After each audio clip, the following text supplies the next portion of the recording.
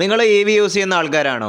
എന്നാൽ പ്ലേ സ്റ്റോറിൽ കയറിയിട്ട് bolt.earth എന്ന് പറയുന്ന EV ചാർജിങ് ആപ്ലിക്കേഷൻ ഡൗൺലോഡ് ചെയ്ത് വെക്കുക. ഇൻസ്റ്റാൾ ചെയ്ത് കഴിയുമ്പോൾ അവിടെ നിങ്ങളുടെ പേരും കാര്യങ്ങളും കൊടുക്കുന്നതോടുകൂടെ ഫസ്റ്റ് തന്നെ നിങ്ങളോട് ചോദിക്കുന്നുണ്ട് റഫറൽ കോഡ് അടിക്കാൻ വേണ്ടിയിട്ട്. അത് സ്കിപ്പ് ചെയ്ത് കളയരുത്. പിന്നീട് റഫറൽ കോഡ് അടിക്കാമെന്ന് വിചാരിച്ചിട്ട് പിന്നീട് റഫറൽ കോഡ് അടിക്കാൻ കഴിയില്ല. നിങ്ങൾക്ക് തന്നെയാണ് നഷ്ടം. 50 രൂപ നഷ്ടമായി പോവും. ആ ഭാഗത്ത് നിങ്ങൾ ഫാസി 7322 എന്നടിച്ചിട്ട് ഓക്കെ കൊടുക്കുക. നിങ്ങളുടെ ഇമെയിൽ അഡ്രസ്സൊക്കെ ഒന്ന് ലിങ്ക് ചെയ്ത് കൊടുക്കുക. അതോടുകൂടെ നിങ്ങളുടെ വാലറ്റിലും ഒരു 50 രൂപ കയറും. ആ 50 രൂപ ഉപയോഗിച്ച് നിങ്ങൾ bolt.earthൻ്റെ ഏതെങ്കിലും ഒരു ചാർജിങ് സ്റ്റേഷനിൽ ചെന്നിട്ട് ആദ്യമായിട്ട് ചാർജ് ചെയ്യുന്ന സമയത്തായിരിക്കും എൻ്റെ വാലറ്റിലോട്ട് 50 രൂപ കയറുന്നത്. ഇതിനെല്ലാം പുറമെ മറ്റൊരു ഓഫർ ഉണ്ട്. അത് നിലവിൽ bolt.earthൻ്റെ ആപ്ലിക്കേഷൻ ഉപയോഗിക്കുന്നവർക്കും കിട്ടും, ഇനി പുതിയതായിട്ട് ഉപയോഗിക്കാൻ പോകുന്നവർക്കും കിട്ടും. നിങ്ങളുടെ bolt.earthൻ്റെ ആപ്ലിക്കേഷൻ്റെ ഉള്ളിൽ കാൾ ഹോസ്റ്റ് എന്ന് പറഞ്ഞിട്ട് ഒരു ഓപ്ഷൻ കാണാം. അതിൽ ജസ്റ്റ് അവിടെ നിന്ന് കോൾ ചെയ്യുക. ഈ കോൾ ഹോസ്റ്റ് എന്ന് പറഞ്ഞു കഴിഞ്ഞാൽ ആ ചാർജിങ് സ്റ്റേഷൻ്റെ ഓണറുടെ നമ്പറിലോട്ടാണ് കേട്ടോ കാള് പോകുക. ജസ്റ്റ് അവരോടൊന്ന് ചോദിച്ചു നോക്കുക, ആപ്ലെസ് ആയിട്ട് നിങ്ങൾ ചാർജ് ചെയ്ത് കൊടുക്കുന്നുണ്ടോ, നിങ്ങളുടെ ഭാഗത്ത് നിന്ന് ഓണാക്കി തരാൻ പറ്റുമോ എന്ന് ചോദിക്കുക. എത്ര രൂപക്കാണോ നമ്മൾ ചാർജ് ചെയ്യാൻ ഉദ്ദേശിക്കുന്നത് അത് അഡ്വാൻസ് പേയ്മെൻ്റ് ആയിട്ട് ഈ ഹോസ്റ്റിൻ്റെ ഗൂഗിൾ പേ നമ്പറിലോട്ട് പേഴ്സണലായിട്ട് അയച്ചു കൊടുക്കണം എന്നുള്ള കാര്യമായിരിക്കും അവർ പറയുക. അതും 20% ഡിസ്കൗണ്ടൊക്കെ വെച്ചിട്ട് ബാക്കിയുള്ള എമൗണ്ട് മാത്രം നിങ്ങൾ അയച്ചു കൊടുത്താൽ മതി എന്നുള്ള നിരക്കിലായിരിക്കും പറയുന്നത്. അപ്പോൾ നിങ്ങൾ ചിന്തിക്കുന്നത് ഇതായിരിക്കും, ഇതുകൊണ്ട് ഇപ്പോൾ ഹോസ്റ്റ് അല്ലെങ്കിൽ ഓണറിന് എന്താണ് ഗുണം എന്നുള്ളതായിരിക്കും.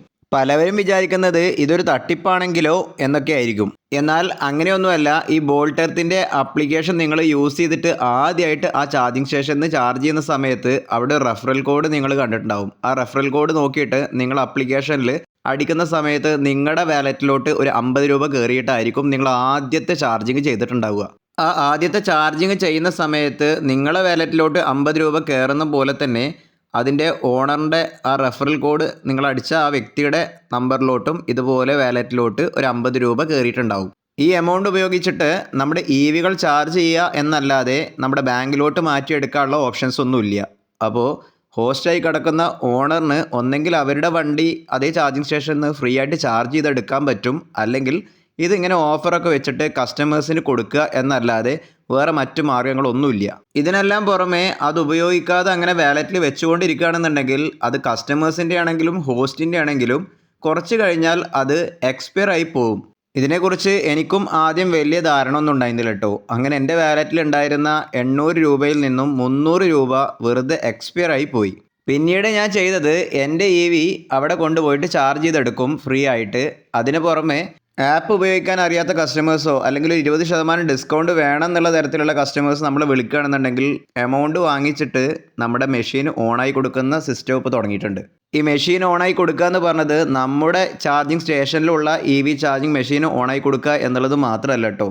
ഇന്ത്യയിൽ എവിടെ ഉള്ള ഒരു EV ചാർജിങ് സ്റ്റേഷനിലുള്ള bolt.earthൻ്റെ ഏതൊരു ഡിവൈസ് ആയിക്കോട്ടെ, ബോൾട്ട് ലൈറ്റ് ആയിക്കോട്ടെ അല്ലെങ്കിൽ ബോൾട്ട് DC പ്ലേസ് ആയിക്കോട്ടെ, ഇനി അതൊന്നുമല്ല കാറിൻ്റെ DC ബോൾട്ടിൻ്റെതായിക്കോട്ടെ, ഇതൊക്കെ നമ്മുടെ ഈ വാലറ്റ് ഉപയോഗിച്ചിട്ട് അതിലുള്ള എമൗണ്ട് കസ്റ്റമേഴ്സിന് കൊടുത്തുകൊണ്ട് നമുക്ക് ആ EV ചാർജിങ് സ്റ്റേഷൻ്റെ മെഷീൻ ഓണാക്കാൻ പറ്റും. കസ്റ്റമേഴ്സ് അവിടെ എത്തിക്കഴിഞ്ഞാൽ നമ്മളൊന്ന് വിളിച്ചാൽ മതി. അവർക്ക് ആ ചാർജ് ചെയ്യുന്ന എമൗണ്ടിൻ്റെ 20% ഡിസ്കൗണ്ട് ചെയ്തിട്ടാണ് മെഷീൻ സ്റ്റാർട്ട് ചെയ്ത് കൊടുക്കുന്നത്. പക്ഷേ ഇവിടെ ഒരു കാര്യം ആലോചിക്കേണ്ടത്, ആദ്യം എത്രയാണോ യൂണിറ്റ് ചാർജ് ചെയ്യാൻ ഉദ്ദേശിക്കുന്നത് എന്നുള്ളത് കസ്റ്റമർ ഒന്ന് കാൽക്കുലേറ്റ് ചെയ്യേണ്ടി വരും. അതായത് ഒരു 50 രൂപ കസ്റ്റമർ ചാർജ് ചെയ്യാനാണ് ഉദ്ദേശിക്കുന്നത് എന്നുണ്ടെങ്കിൽ കസ്റ്റമർ നമ്മൾക്ക് ആദ്യം ആ 50 രൂപയുടെ ഒരു 20% ഡിസ്കൗണ്ട് ചെയ്തിട്ട് എത്രയാണോ വരുന്നത് ആ എമൗണ്ട് ഗൂഗിൾ പേ ചെയ്ത് തരേണ്ടി വരും. എന്നാൽ മാത്രമുള്ളൂ മെഷീൻ സ്റ്റാർട്ട് ചെയ്ത് കൊടുക്കാൻ പറ്റുക. എനിക്കറിയാവുന്ന പല ഹോസ്റ്റുകളുടെ കയ്യിൽ 20,000 തൊട്ടിട്ട് 50,000 രൂപയുടെ ഒക്കെ മുകളിൽ ഈ റെഫറൽ ബോണസ് കിടക്കുന്നുണ്ട്. ഒന്നെങ്കിൽ അത് ഉപയോഗിക്കാതെ അങ്ങനെ കടന്നിട്ട് കുറച്ച് കഴിയുമ്പോൾ ആ എമൗണ്ട് എല്ലാം എക്സ്പയർ ആയി പോകും. ഇങ്ങനെ ചെയ്യുമ്പോൾ ഇത് കസ്റ്റമേഴ്സിന് ഒരു 20% ഡിസ്കൗണ്ട് കിട്ടുക എന്ന് പറഞ്ഞു കഴിഞ്ഞാൽ അവർക്കും അത് വലിയൊരു കാര്യമായിട്ട് മാറും.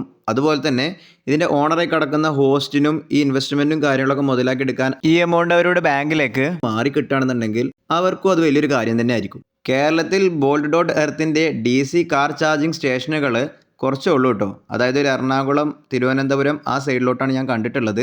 ഇനിയിപ്പോൾ കോഴിക്കോട് എവിടെയോ DC പ്ലേസ് ബോൾട്ടിൻ്റെ ഒരു കാർ ചാർജിങ് സ്റ്റേഷൻ വരുന്നുണ്ട് എന്നുള്ളത് ഞാൻ കേട്ടു.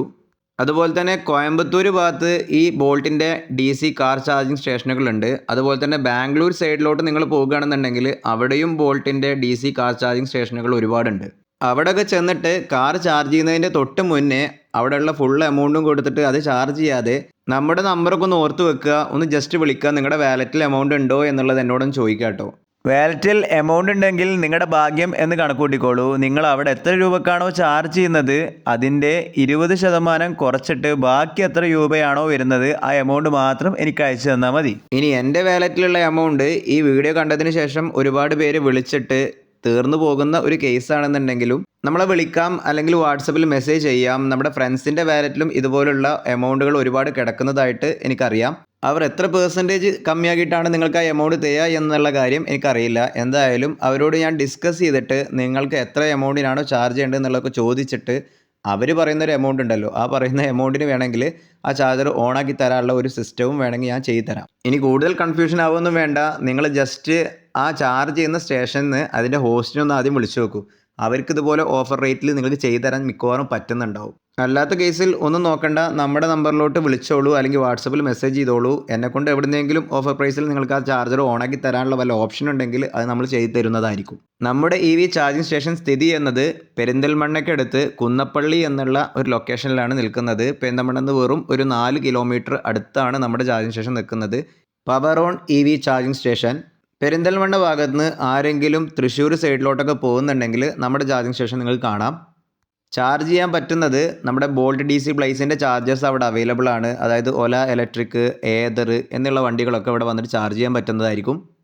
EV കാർ ചാർജ് ചെയ്യാൻ പറ്റുമെന്ന് ചോദിച്ചു കഴിഞ്ഞാൽ അവിടെ ഇപ്പോൾ 7.2 കിലോവാട്ടിൻ്റെ AC ഫാസ്റ്റ് ചാർജർ മാത്രമേ സെറ്റ് ചെയ്തിട്ടുള്ളൂ. അത് വെച്ച് ചാർജ് ചെയ്യുന്ന സമയത്ത് ഏകദേശം ഒരു 4-5 മണിക്കൂർ നിങ്ങൾക്ക് ചാർജിങ് ടൈം എടുക്കുന്നതായിരിക്കും. ഇനി ഇതിലൊന്നും സപ്പോർട്ട് ചെയ്യാത്ത ഇലക്ട്രിക് സ്കൂട്ടേഴ്സോ അല്ലെങ്കിൽ ഓട്ടോറിക്ഷകളൊക്കെ ആണെന്നുണ്ടെങ്കിൽ നമുക്ക് അവിടെ ബോൾട്ട് ലൈറ്റ് എന്ന് പറയുന്ന ഒരു 3-പിൻ പവർ പ്ലഗ് സോക്കറ്റ്സ് അവൈലബിൾ ആണ്, അല്ലെങ്കിൽ ചാർജ് ബോർഡിൻ്റെ പവർ പ്ലഗ് സോക്കറ്റ്സും അവൈലബിൾ ആണ്.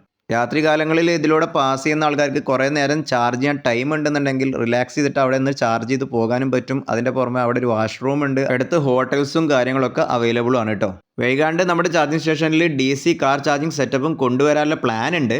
അപ്പോൾ നമ്മുടെ വീഡിയോ നിങ്ങൾക്ക് ഉപകാരപ്പെട്ടിട്ടുണ്ടെന്നുണ്ടെങ്കിൽ നിങ്ങളുടെ ഫ്രണ്ട്സുമായിട്ടൊക്കെ ഒന്ന് ഷെയർ ചെയ്യുക, ലൈക്ക് അടിക്കുക, സബ്സ്ക്രൈബ് ചെയ്യാൻ മറക്കരുത് ഫ്രണ്ട്സ്. അടുത്ത വീഡിയോയുമായി നമ്മൾ തമ്മിൽ കണ്ടുമുട്ടുന്നതുവരെ I am going to signing off. This is your friend Fasi Muhammad.